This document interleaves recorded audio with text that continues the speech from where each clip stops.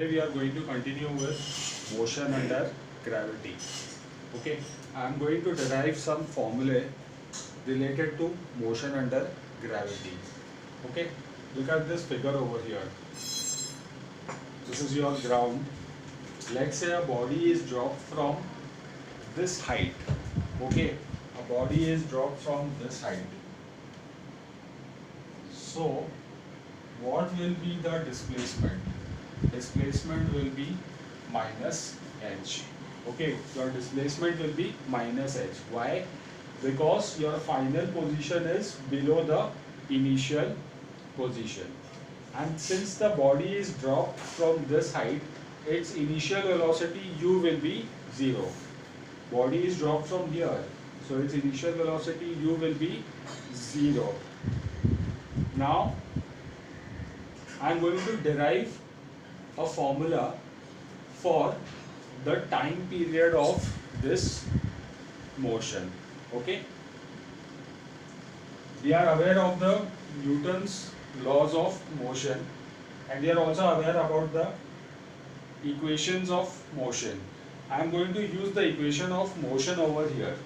Okay, so first let's say the displacement s is minus h.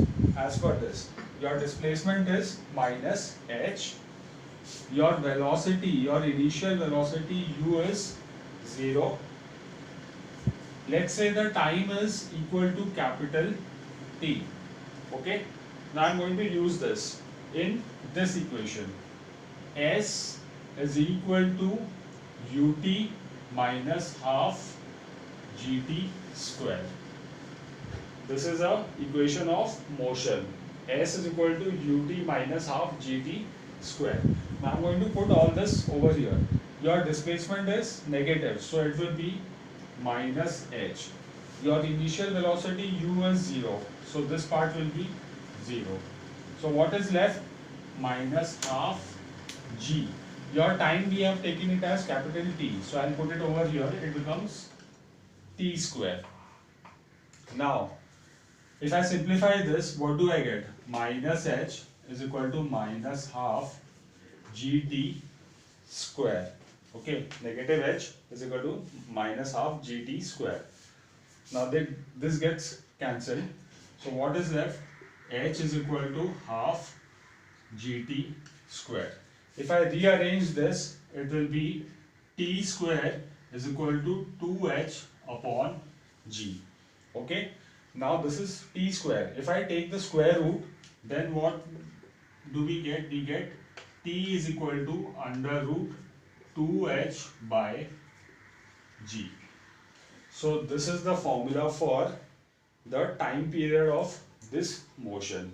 You can use this formula when a body is dropped from some height. Okay, it relates, the time period is related to the height, or you can say the displacement and the acceleration due to gravity. It has got nothing to do with the mass, shape or size of the body. So this was the expression for time period. Now I will derive an expression for the velocity. Okay, what is the velocity? I will use this equation of motion. V is equal to u minus gt. You are aware of this equation of motion. What is V?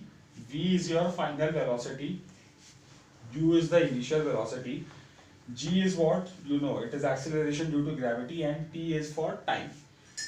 So I will put the values. Okay, I am deriving the expression for V. So V equal to u I know is 0 minus g, and time I have found over here. Okay, time is given by t is equal to under root 2h by g.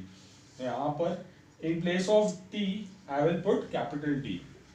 Okay, and in the next step what I will do, this is minus g, and in place of t I will put this. So it will be 2h upon g. Now if I shift g inside the square root, it will become g square. Okay, so this becomes under root 2hg. It becomes g square, and g gets cancelled, so you are left with this. So this is the expression for velocity, okay, this is the expression for final velocity, which is under root 2hg. Now why this negative sign, or what this negative sign tells you? It tells that the final velocity is also directed downwards. That is why it is negative.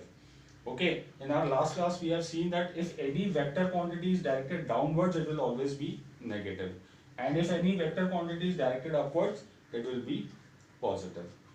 So these are the two formulas for velocity and time in case of this kind of motion. We will continue with this in our next class.